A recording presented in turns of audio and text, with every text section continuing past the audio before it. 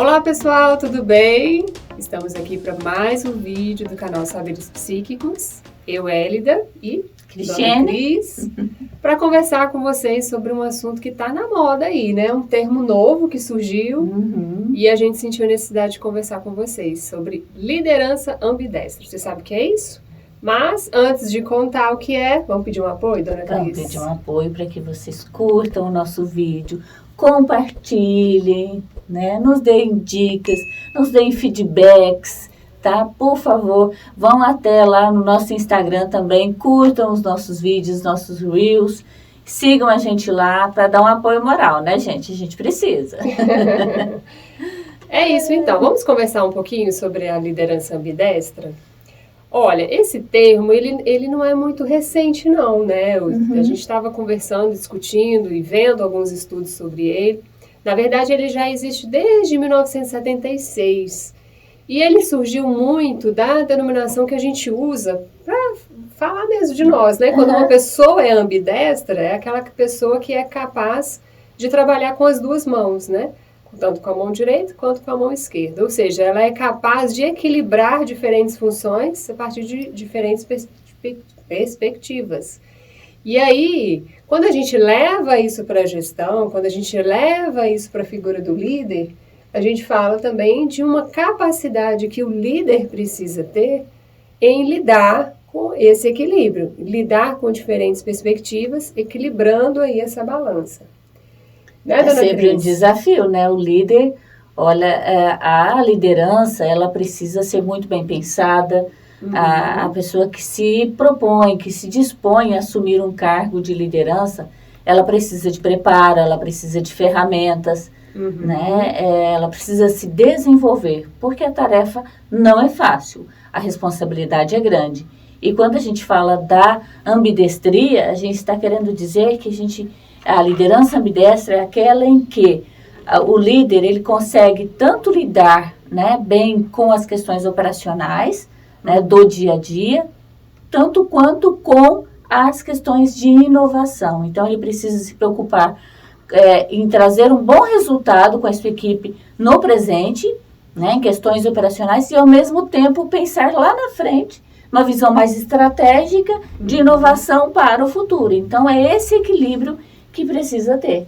Fato que não é tão simples assim, né? Porque nós lidamos no dia a dia com colaboradores que têm diferentes perfis. Perfis mais operacionais e perfis mais criativos, né? E aí é difícil. Fala aí, Hélida, como é que a gente faz para equilibrar tudo isso?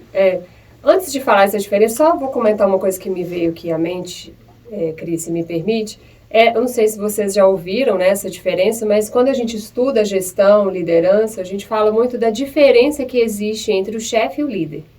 E aí, quando a gente fala do chefe, a gente está falando daquela pessoa que assume aquela posição de destaque, né, de comando de uma determinada equipe, muito em função do cargo que ela ocupa, né? Então, ela assumiu o cargo de diretor, por exemplo, de RH, então ele, a partir daquele momento, ele é o chefe. E, a partir daquele momento, ele é responsável por lidar com questões administrativas, de controle, planejamento daquele setor, daquelas pessoas. E aí, quando a gente fala em liderança, é o sonho, né, de todo CEO de uma empresa ter na sua equipe pessoas que não sejam apenas chefes, não sejam apenas pessoas que ocupam um lugar de destaque em função do cargo, mas pessoas que sejam capazes de influenciar positivamente a sua equipe, por meio da confiança, por meio do exemplo, enfim, aí a literatura sobre liderança vai falar de vários aspectos que caracterizam um líder, né? E aí, quando a gente fala, então, do líder ambidestro, a gente está falando de uma pessoa que é capaz de influenciar as pessoas da sua equipe positivamente, mas, ao mesmo tempo, ser chefe. Ele não pode esquecer das atividades operativas, das atividades rotineiras, mais operacionais, mais funcionais, mas também influenciar pessoas para o bem, no sentido da transformação, do desenvolvimento de si e também dos processos organizacionais por meio da criatividade, por meio da inovação. Então, isso é muito importante. E como que o líder faz isso? Conhecendo a sua equipe. Quem é mais operacional e quem é mais criativo, mais fora da caixa, né? O estudo dos perfis, né? A gente tem na internet, na literatura, vários inventários, inclusive, que podem ser utilizados para essa análise de perfil. Ou seja, tem ferramentas que são específicas para ajudar o líder a fazer isso. É claro que, só puxando um gancho aqui, quando a gente fala disso, o líder não precisa fazer isso sozinho, tá? Para isso, a equipe de RH vai auxiliar essa liderança a traçar esses perfis, né? A ajudar a fazer isso, para poder realmente entender o perfil de cada um e conseguir daí sim esse equilíbrio, né? Porque precisa conhecer, como você disse, precisa conhecer a equipe para aí sim extrair dessa equipe o melhor que ela possa oferecer, né? E para que esses dois lados, tanto operacional quanto estratégico da inovação, conversem de uma maneira equilibrada. E o grande desafio assim, as pessoas que são mais rotineiras, que têm esse perfil mais conservador, mais tradicional, são pessoas assim mais certinhas, que seguem o planejamento, que gostam daquela rotina. Então elas têm mais dificuldade de pensar fora da caixa e serem mais inovadoras e criativas, né? Ao contrário, né, as pessoas que têm um perfil mais criativo são aquelas pessoas mais porra loucas, né, se me permite aqui o termo, que pensam fora da caixa, que têm mais dificuldade em lidar com as rotinas, né? E aí, então, a sabedoria que o líder precisa ter de entender esses diferentes perfis e estimular que cada um deles desenvolvam, né, o que precisa ser desenvolvido considerando as suas características, né? Então, é muito importante essa análise de perfil e esse desenvolvimento conforme os objetivos organizacionais e também pessoais, né? Eu acho que vale dizer também de um desenvolvimento que pode ser pessoal, né? Para cada colaborador, para cada funcionário, no sentido dele aprimorar aquilo que pode ser mais bem desenvolvido nele mesmo, né? Então, ao mesmo tempo que você está falando, aí veio a questão do líder de mim. Né? Quando você traz a liderança ambidestra para o ambiente organizacional, a gente pode pensar nessa liderança ambidestra também para a nossa vida. Nossa vida pessoal, nossa carreira, enfim. Aí, pensando em liderança de si mesmo. Então, ao mesmo tempo que você precisa ambidestria nesse sentido você precisa cuidar das questões operacionais da sua vida, da sua rotina, ao mesmo tempo que você precisa fazer um planejamento para a sua carreira, pensar lá na frente no impacto do que você está fazendo hoje, né? Então, assim, é o que você me disse anteriormente, né? Como que você vai pensar lá no futuro, como que você vai ser inovador, criativo, se você não arruma a própria cama, né? Não é? Começar com tarefas simples. Organizo a minha vida, organizo meus horários, faço a gestão do meu tempo, ao mesmo tempo que eu penso lá na frente na minha carreira, o que eu quero para daqui 5, 10 anos, enfim. Né? Então, essa liderança ambidestra é uma nova forma de pensar na liderança, né? E é muito bacana. Mas, pensando tanto na liderança de si mesmo, quanto a liderança ambidestra dentro das organizações, o que a gente precisa pensar é que a gente precisa, sim, de preparo para fazer isso, a gente precisa buscar ferramentas, o líder precisa se preparar para isso, precisa estar preparado porque não é tão simples de encontrar esse equilíbrio. A gente precisa de várias questões que nós já falamos aqui, uma delas é conhecer realmente a sua equipe, para aí sim você conseguir fazer esse intermédio, né? E considerar todas as pessoas da empresa, porque a liderança, ela tem a responsabilidade, quem precisa startar os processos é sim a liderança, mas essa liderança também precisa ser capaz de fazer com que todos os colaboradores sejam também agentes de mudança, assumam, né, a sua parte da responsabilidade de melhorar todos os processos e para chegar a resultados esperados pela organização, enfim, pela equipe e tudo mais. Então, todos precisam assumir.